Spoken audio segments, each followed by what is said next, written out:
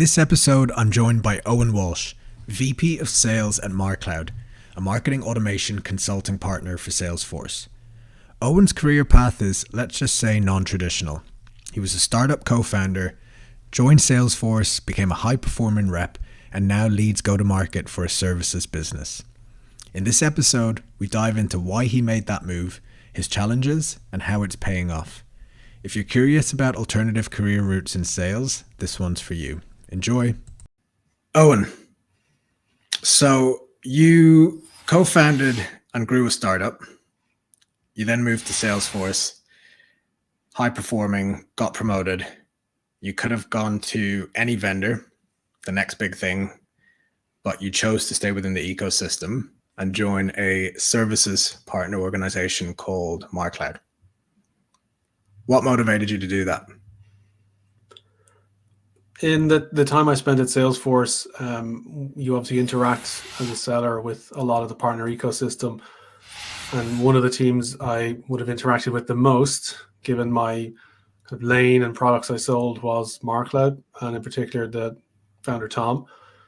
So when an opportunity came up to effectively lead what is like the next phase of growth in the commercial org at MarCloud, Tom highlighted the opportunity to me, and having worked with him quite a lot and worked with the team quite a lot and knowing the value prop that they have already brought to the table, and then hearing a bit about the mission, what the goal was, what the plans were for the business was really what motivated me to say, yeah, I could jump into that. It was familiar territory in that you've already highlighted, kind of returning to more of a startup type system rather than a very, very big org that Salesforce was.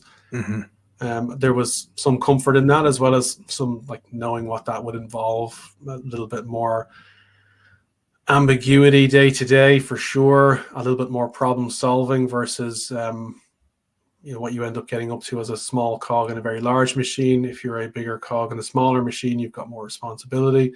So the journey was built mostly on a relationship with Tom and a trust in the services provider that MarCloud had been for me and my customers while at Salesforce. So I won't say it wasn't a big move or strongly considered. I had a good few conversations with Tom over a few months about what was there, what the opportunity, what were we going to do, what were the plans, and that led me to joining and leading the sales function. Nice. So what exactly do MarCloud do? I mean, I know, but maybe just if you want to give us the elevator pitch. Yeah, so we are the marketing automation people for Salesforce. That's what we want to position ourselves as, and with CSAT scores averaging 4.8 and above and 200 plus projects completed, some of our customers think that that's who we are. We are the people to help on marketing automation suite for Salesforce. MarCloud has been in business since 2018, possibly a little bit beyond that when Tom was kind of getting it ramped up himself. He started as a consultant and still does, albeit rarely some consulting work for us if we need to tag him into some highbrow opportunities. But yeah, we serve customers all across their use of the marketing suite from Salesforce. And we expand into other areas where needed. So we're not, although we go to market as a Salesforce partner, we obviously cover other ecosystem tools because the customers present you with these challenges for integrations and we solve for them. So a big part of our job is to, and a big reason why I liked using MarCloud when I was at Salesforce is that I can throw that team into sometimes messy, very chaotic marketing data environments and come out with a fix and come out with an improvement. And yeah, that's what we do. We solve for those kind of problems that let marketing teams get the most from the platform. Okay. So when you say there was an existing relationship, you've alluded to the fact that they brought you brought MarCloud in on deals when you were selling for Salesforce. Is that how you knew Tom? Yeah, that was one aspect. So obviously the selling motion at Salesforce is very partner friendly. Implementation partners are very close to a lot of the good sales. We had a phrase at Salesforce, or rather I did, that all unhappy Salesforce orgs tend to be unhappy for the same reason, and all unhappy Salesforce orgs tend to be happy because they've had it implemented to fit their kind of business requirements. And in the primary instance, when there was an unhappy org, I would often bring Tom's team in to help me to fix it. so that ultimately I could drive more value for that customer, or kind of make a situation where the marketing team would see more investment with Salesforce as a valid option because they cleaned up the instance, they changed the data, how it was modeled, and what they were able to use it for. So in going to market at Salesforce, partners are so key. MarCloud had been a key ally of mine in fixing accounts and growing into some bigger new logos, for instance, as well. And then there was just a trusted relationship between me and Tom. We share a few personal things in common, family situations that we joke about. We both have wives from the eastern side of Europe who are great to be around, and we both have young sons as well. So there's a couple of complementary aspects to what we do in our life outside of just going to business and going to work. But yeah, the relationship was key. I think that's definitely what I built my initial ideas about MarCloud on, was how Tom conducted business. And then since joining, it's been a roller coaster, as all good startups are, when you're trying to build and grow. But what's sustained that, what's been consistent, has been like a strong working relationship with Tom. Yeah, because I mean, he could have gone down two routes. He could have gone down getting a VP of consulting, perhaps, so someone that understood their business model of, time and materials and stuff like that. Or he could have gone down getting someone out of Salesforce. Like, how would you say your experience within Salesforce and working for them has helped MarCloud's customers since you've started? To shift our focus not only from what you mentioned, being kind of time and materials consulting basis, to being more of a sustained partner in success. So how I define that is our kind of go-to-market, our opportunity management has changed to shift more towards a customer focus. So we try and achieve customer milestones within our opportunity management rather than internal process milestones that we had previously viewed kind of opportunity success under. A lot to do with me, how we managed opportunities. Now it's a lot more about, have we created enough value for the customer at this point in order to capture that value in a scope and then execute an effective kind of plan against it, i.e. with a cost basis, with a business case, all the things that customers need before deciding, yes, I want to do business with a partner, I want to invest more in the Salesforce platform. So we've shifted our focus there. And I think that's the conversation that Tom and I were having in those early months was, what do you need? Well, what's there to build? What's there to change? What would leadership in a commercial seat look like at MarCloud? And it was very much marketing genetics from day zero, marketing agency, strong inbound leads, sales, not to say was an afterthought, but hadn't received much by way of innovation or catching up with how customer expectations might be changing and shifting, post-pandemic, all the rest of it. There was a whole different ways of doing business and procurement that ran around that I suppose needed to be adapted to. And that's what I spent a lot of my time doing, is, I don't want to say correcting, but for sure correcting course on how we view customer engagements from first touch through to close one business, and then working strongly with my peer on our services side, James, who looks after how we serve clients going into the long run. So I'm very involved in everything commercial. But the way that it has panned out has been, you just have to have an open mind. It's not like I brought Salesforce infrastructure to a small business because it wouldn't work. The amount of support roles you have in a selling process is infinite almost if you need it. In our lane, it's more, how do we make use of what we've got and how do we make that experience good for customers? And then that's an open book. That's like, how many different ways can you innovate? How many different options can you come up with to improve that, grow customer accounts, grow the MarCloud value prop that we bring? That was probably the highlight for me in saying, yeah, I'll go do this, is because of that, the options to be open to me. Yeah. So it sounds like you've sort of come in to build a go-to-market playbook from scratch. How have you balanced that with still kind of having to close deals compared to what you're doing at Salesforce? Obviously, the breadth of your role's gotten much wider. Playbooks is what I laughed at in your question, because yeah, we are all about playbooks and plays, and the infrastructure we've created around the outbound side of the business, as well as kind of revamping some of what we do on inbound. And now starting to call it all bound because it's kind of the same activities, just with a different entry point sometimes. And playbooks kind of govern a lot of that. So yeah, it's been creating, crafting, iterating on those playbooks. And to say I would be, I'm really interested in that as like a plan, how to build it, obviously how to implement it, but then effectively getting others to come on board, my team, which has grown since I've joined MarCloud, was being a big part of what I wanted to do and develop an org. Still sitting in a selling seat and leading a fair few kind of deals because of large clients who play very well with the Salesforce system and know a lot about it. We need a key stakeholder on the sales side who can kind of walk the Salesforce walk. I'm very familiar with the Salesforce selling path, and therefore I kind of work very well with the Salesforce AEs to this day and have good relationships to nurture and build there. So I get to do it all, which can mean you're kind of getting pulled in and out of different things. And one thing I've definitely learned in the time I've been here is the kind of capacity to zoom in and zoom out quite quickly. Zoom into certain tasks, whether it be in a sales process, meeting a customer or a meeting, zoom out to 5,000 feet and plan the hiring roadmap, plan the service handover, plan the documentation that goes into new lead flow, etc., and playbooks surrounding it. So yeah, a lot of jumping in, jumping out, getting good at not multitasking, but definitely task switching has been, I suppose, one of the bigger learnings and transitions for me. Yeah. Let's talk about your team then. Did you join as sort of go-to-market leader number one and build it out from there? Did you inherit an existing team, and what is it now from when you started? We had a sales seat, kind of dedicated sales seat when I joined.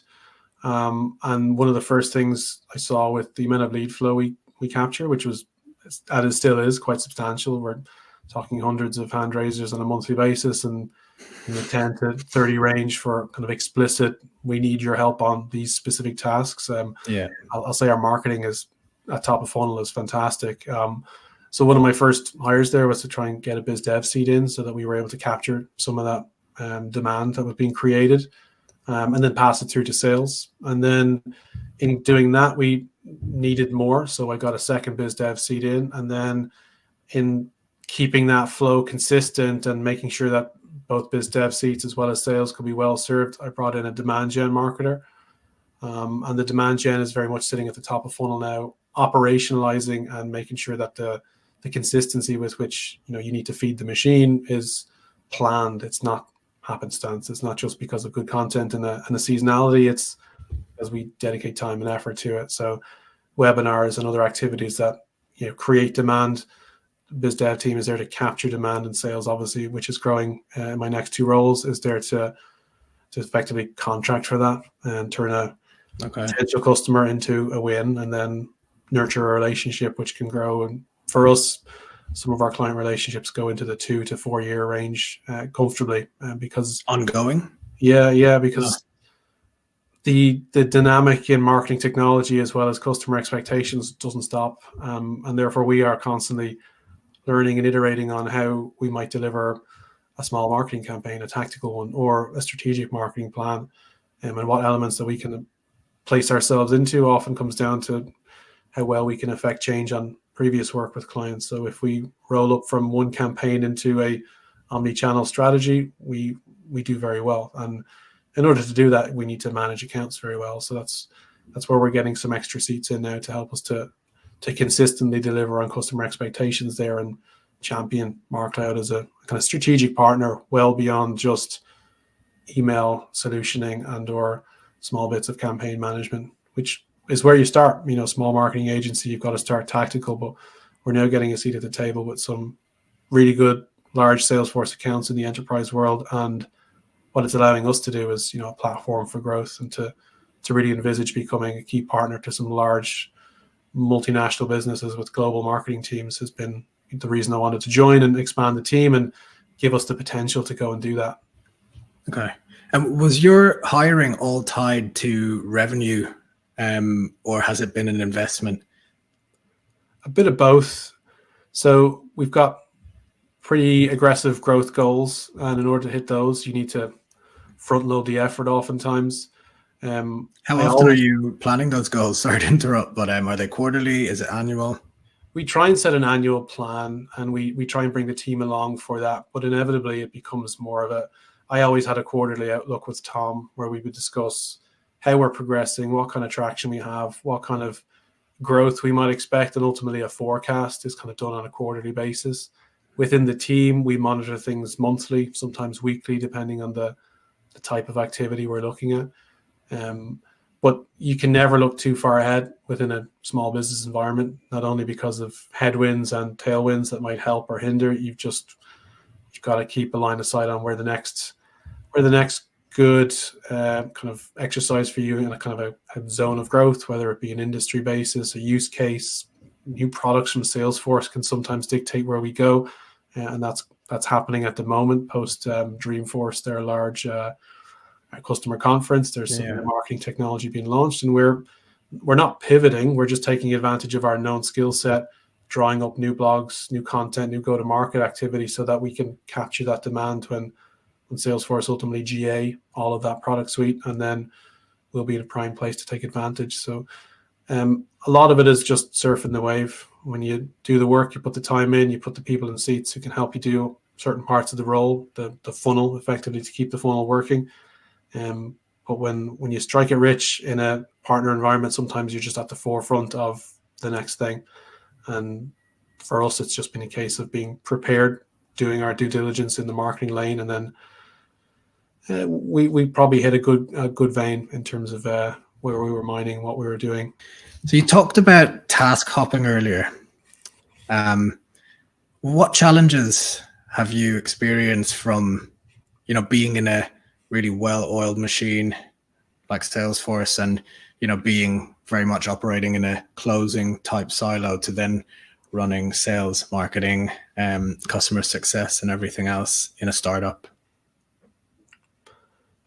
Big thing is just rely on strengths. So if I know I'm strong in the zone, or I know my team is strong in the zone, overemphasize and also trust that, kind of let it roll.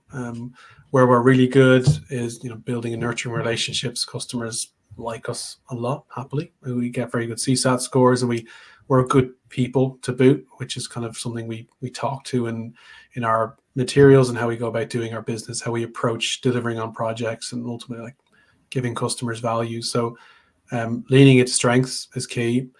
In trying to, it's not balance the books is the wrong phrase, but in trying to make sure that we keep all the plates spinning. I'm very comfortable, having come from a startup world prior to joining Salesforce, to just have that mindset of just put out the big fires. Small fires can burn away, and as long as they're not going to bring down the building, you're okay to ignore some things, and you got to focus on what's really, really important. There's loads of metaphors in the startup ecosystem, building the plane on the way down from parts as you fall kind of vibe. And it can be like that. You never want it to be, but I just look at where the big fires are, and I move around trying to sort for the big fire issues, the big impact things, whatever is going to really move the needle. Place my time there, place my care there or attention, and then some things just disappear. Small fires sometimes go out all on their own because they run out of fuel. They run out of things that could go wrong because they were never that big of a deal in the first place. So I think it's important from a prioritization point of view that in your lane, in a large business like a Salesforce, in a selling seat as part of a 60-person org on a 10-person or a 7-person team, your scope of control, your span is limited. And that's good because you can get really focused and you can get delivering on what you're supposed to be there to do, is close ACV, grow accounts, nurture deals, progress the pipeline, all very core to kind of sales function work. When you have that to do, plus management as a layer, plus business growth as like a leader, so beyond even first line management, then it's just about being able to kind of find what's strong, what can I trust, where can I place my bets, and say, if I do nothing with this, it'll still be good next week. Spend no time on it. What's really going to catch us in the ass next month if I don't spend time on it now? Spend time on that. Yeah, it's taking that mindset of any good startup founder probably tells you, is just put out the big fires and worry less about the things that aren't going to really have a tremendous business impact or force you to adjust course. There's lots of metaphors. I think Bezos is this a 2-door problem or a 1-door problem? Can we come back out of this decision if we make it today? If so, let's make the decision and move on. If it's a 1-door, we go through and we can't come back. Let's make sure we think about it for a little bit longer. Yeah. Sounds like you haven't been too phased. Like, I don't think there were many challenges there. But I mean, in Salesforce then, like obviously you worked with a lot of reps. Would most people be able to move into a role like this? Because obviously that is the progression for people, is to move into leadership and typically to manager before moving into a VP type role and building out an org. But from your experience, is it a smooth enough transition? I have seen a lot of peers at Salesforce when I was a seller there move in a couple of different directions, leadership or through and up into enterprise and strategic accounts. Others I've seen move into the partner ecosystem in various roles, more senior, less senior. It's really hard to say like what's the right route for everybody. It depends what you want. What I looked for in the MarCloud mission was what I'd experienced in a startup, leveraging what I'd learned about sales processes, having worked with so many customers at Salesforce. I'd seen good, bad, and different. I wanted to take some of that and put it in play and ultimately build a kind of a go-to-market engine I could stand over as a body of work and look back in 10 years' time and say, we did that really well and it was successful, and here's the hallmarks of it, and here's the experience I can bring to future roles and to kind of future growth opportunities. There's so many routes within enterprise selling. The BDR leadership route possibly is a first pass, and then into sales leadership, and then into commercial and enterprise, or just jump straight through into sometimes even follow your good accounts up as they grow and they go from small business into medium size to mid-market and into enterprise, and grow with them. And if you get to the peak of that, I've even seen some peers who would have started with me grow from let's call it SMB mid-market businesses up into enterprise, and then move to a different vendor in the ecosystem when the problem presented itself and the account liked the individual so much they wanted to have them follow them even though they were changing vendors. They said, maybe you could go work over there and we'd probably be buying from them next.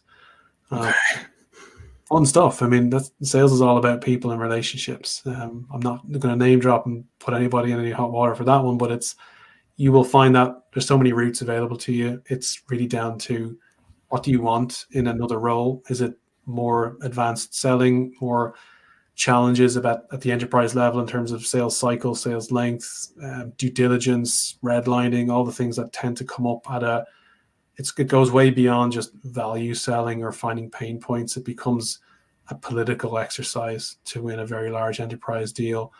Mid-market can be a sweet spot of complexity to size. SMB can be a lot more luck, timing, and execution, and that's great for getting your training wheels off and ultimately getting to good at executing repeatedly with a playbook that a good business like a Salesforce will give you. They will show you how good selling looks like, and then you get to choose your path. So in going to MarCloud, I got to come in with a bit of an open book and say, what do you want to do? How do you want to do it? And that just really appealed to me. If there's other opportunities for people in that same vein, I'd say jump at it. But know that you're probably going into a place where there's no support. There's no additional architecture. There's no other competencies other than what you bring. And you've got to be willing to kind of make it up from day zero. Yeah. Okay. Because the thing is, a lot of reps I speak with, they're either looking to move up the chain, as you mentioned, from SMB to mid-market to enterprise, or if they want leadership, because I mean, sales leadership is hard to come across. It's quite a sticky role at a manager level. So they want to move into maybe a BDR manager role. That seems to be kind of at a smaller organization, the next step. And then when I talk about joining a partner org, it's generally the first time they've thought about it. So if I'm to paraphrase you, it sounds like there was trust there with Tom, first and foremost. Secondly, there was a lot of autonomy for you to come in and have influence from day one. Is there anything else, that were key selling points that maybe other people listening can look out for if they're having conversations with their partners moving forward? To look at the opportunity. I mean, in our world, we serve the marketing automation space, and there's a huge amount of density of service providers, as well as let's call it the cost of change in some instances can be big or small. Therefore, there can be a lot of movement between vendors. So there's kind of constant churn and therefore constant opportunity. But when you really hit a good streak and you find a niche there, you could find great value, and you can really build not only your deep industry experience into more of a where the rubber meets the road type role. So in selling a license for a large SaaS vendor, you're selling the potential of a tool. You're not always sending the finished product. In my lane, one thing I've really enjoyed is, and I've taken this from the time at Salesforce and even maybe from the time in a startup, is not falling in love too much with the product. Product just does the job, but the challenge that the customer has to solve can be changing consistently, and that means you can be very different in how you implement the tool, how it gets used, even though it's got the same feature set. And if someone was looking for more, not necessarily technical challenges, but more closer to the, again, where the rubber meets the road, then moving towards an ISV type partner, an implementation partner, could be a great exposure to the team who delivers, not just the, let's say, upper level decision makers, because we still speak to those and we need their approval for budgets and new spend for sure. But the team who actually delivers and who makes the engine, whatever the machine, the licensing you buy, makes it work. So if you like their problems as much as you like the solution that you're selling, I think you might find moving into a partner ecosystem quite rewarding, in that you get to see it come to life. You don't close the deal and hand it off to the service department and then go look for your next deal, which is obviously par for the course in a large SaaS vendor, because you've got quota and you got to hit the next piece of business. In our lane, you'll have a quota and you'll still be trying to close the business, but you're just closer to the application of the tools when they get into the wild. You're less demoing in a safe demo environment and running those. You're talking about how this actually connects with their customers and their customer experience. That's my marketing lane. In a service line, it could be similar, but you're on the coalface with them, and that can be fun because it's where it's really important. And sometimes the spend on ISVs can be 2 to 3x as a ratio of what you might spend on the licensing, and customers don't balk at a large implementation cost if the value of it is there and clear. And once they've committed to the licensing spend, we're often able to create huge value on the back of a small license spend, and therefore we can capture a proportion of it too. You saw that very well. I work in sales. I wouldn't say I'm a salesman by training, but I trained as a scientist. My mom, when I was born, wanted me you owned a fitness business as well. You've done literally so much. Yeah. That when I joined Salesforce, or at least when I was in first discussions with them, I'll never forget what the recruiter said on my first couple of calls with her. Is like, "You have a very interesting CV," and I said, "Yeah, I don't think that's a bad thing." No, certainly not. Well, look, can we wrap up one last question around ecosystems? Obviously, the theme of this podcast is that ecosystems, you stayed within it rather than going outside, building on your career capital. But ecosystem-led growth is a bit of a buzz now. People are talking about it. I suppose what's the shift that you've seen from when you started in sort of technology, software sales with Salesforce to now in terms of go-to-market and the importance of working and selling through your ecosystem? All you want in a kind of a good go-to-market is access to customers. Like, you need to know where they are, you need to know how to find them, you need to know what messages are going to permeate and get into their head and say, I should respond. So that's at top level. You need to know where your customers are and how you can access them, and you build infrastructure to do that. Partners are likely to be people who are already there in a different form or serving a different function, but they're already there with their customers who they've found the time to win. And they may have complementary aspects to their service offering. They may have conflicting, i.e. they're completely different, not conflicting in the true sense of they're against you, but they just don't cover your area whatsoever.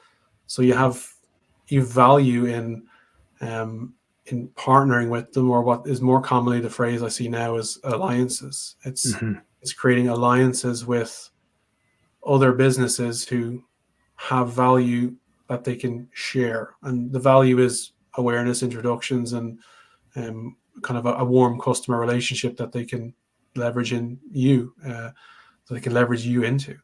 So in our world, in a small sense, we are obviously a partner inside of a much bigger ecosystem with Salesforce. We also have a little mini ecosystem of partners around us who complement what we do, who solve for problems that we often come up against, and we can bring their value to our customers, thus making our customers' experience on Salesforce or on connected tools better. So it's a win-win-win situation, and that can only be good. And it takes a bit of knitting together. It takes a fair amount of enablement, but so does hiring and onboarding new salespeople. So does bringing in new go-to-market tech for outbound sequencing, enrichment, and plays and whatnot, which we have also done. So there's a huge lift in any of those aspects. It's just another lever to pull. Getting it to work well sometimes can be, and I've had discussions with other kind of partner ecosystem people. It can be down to the personalities of the person you sit into that alliance's role. That can be key. Yeah. Good can be really good, bad can be really bad, but that's the same in sales. That's the same in marketing, comms, etc. It's like the downside can be high, but the upside can be huge as well. So I think as a strategy, it's just everyone is constantly seeking for the next good way to develop a consistent line of business in terms of lead flow or in terms of opportunity creation. So I'd say it's always been there. It'll always will be there. The modern focus on it is down to, I think, technology allowing this to be much easier to collaborate with external businesses. You don't have to sell into them. You can sell through them. You can enable them remotely as opposed to having to go to your customers' offices and your partners' offices. You can play better within what might be a larger pool of complementary businesses. And the fact that 1, 2, 3, 4, 5, 10, 20 start looking for it just increases the network value for everybody who's kind of coming to it later. If there's already a good idea of how this might work, you don't have to be the first mover. You just have to meet someone along the road who's also doing a complementary service to you. If it's in our lane, it could be a service solution provider or a CPQ solution provider, something we do not do and don't want to do, but our customers may want. Mm-hmm. Let's facilitate an intro. Let's do right by our customers and bring in a trusted third party who executes on the job, and we get the same coming back to us. So there's no cost in it. It's definitely as expensive in terms of time commit, I reckon, as a hiring sales seats and or developing new infrastructure, but the value is clear. Yeah, it sounds like it's obviously very much strategic rather than transactional. So if you are looking at ecosystems, it has to be, you have to be thinking about long-term strategic partners. Because it sounds like the ones you have, it's not necessarily a transaction where you're like, oh, we'll give you that cut. It sounds like you actually have the problem first and then bring them in and see whether it's feasible to work together. I think at the scale that we would be at, it has to be more of a strategic one, because there's not going to be that many that we could feasibly handle, relationships with, awareness for their solution, where they will play well within our customer base, number of customers we have. There's just not going to be that many variables within that will make sense to have a more of a scalable solution whereby it's rebates and cutbacks and whatnot. Yeah. When you get to a certain scale and you've got thousands or tens of thousands of customers who cover tens of thousands or maybe even multiples of industries, for instance, or multiples of sectors and industries and size of customers, then having an offer to develop a partner ecosystem makes more sense, because you've already got a sustained partner ecosystem. Then you just need to incentivize more continual renewal of that system. If you're starting one off, you've got to be pretty strategic. You've got to be pretty pointed where you will invest your time, who can complement your service, how can you complement someone else's service. Those are kind of key questions in making sure the ecosystem in your zone will take off. And the payback can be quite quick. It can be in good relationships. It can be introductions to new customers. It can be in collaboration on much larger opportunity sizes, where we have competed with like some of the big four consulting companies, if they even called big four. Maybe it's just two, but they begin with a D and they finish with Lloyd. In competition with them on some deals where we shouldn't be at the table, but we can only be at the table because the solution we provide plus the solution of the partner, and then in that instance, another software vendor provided was considered an option. And in that instance, we didn't win the business. I don't even know if the large vendor I mentioned did, but the fact that we were able to get to the table was a function of us having partners who together added up to more than, we weren't just 3 partners, we added to 3, we were 3 partners, we added up to 10. That's some of the conversations. Nice. So I think that's just a case of you've got to pick who you're going to go to market well with, who can complement you and add more value, and not just be an other. They have to. Yeah. We'd have to have a good relationship before we bring that to another customer and say we can work together to overly enhance, what our offerings could bring separately.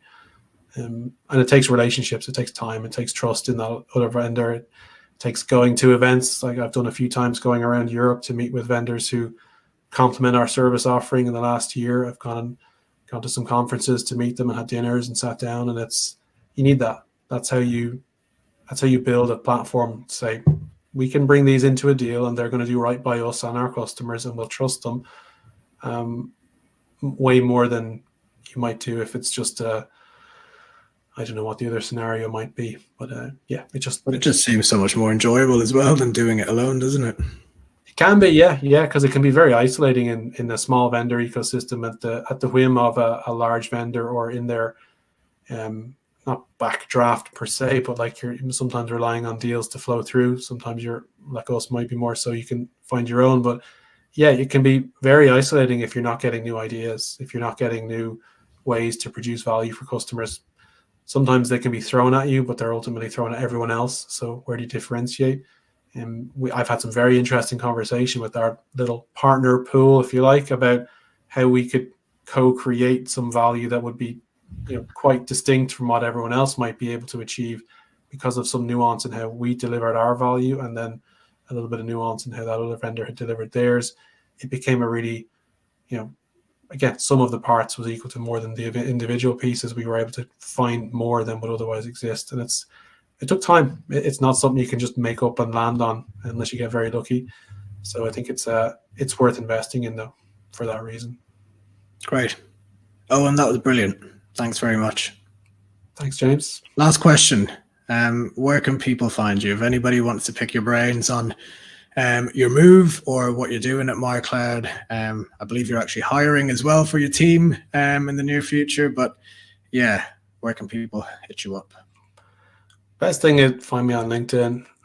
Quite happy to drop a link in underneath and or connected to the podcast when it goes live. I'm not going to give out my phone number. I'm not going to give out my email, because Zoom Info will probably find another reason to contact me. So no, get me on LinkedIn. It's going to be the best. Perfect. All right, Owen, thanks very much. Thanks, James. All right, cheers.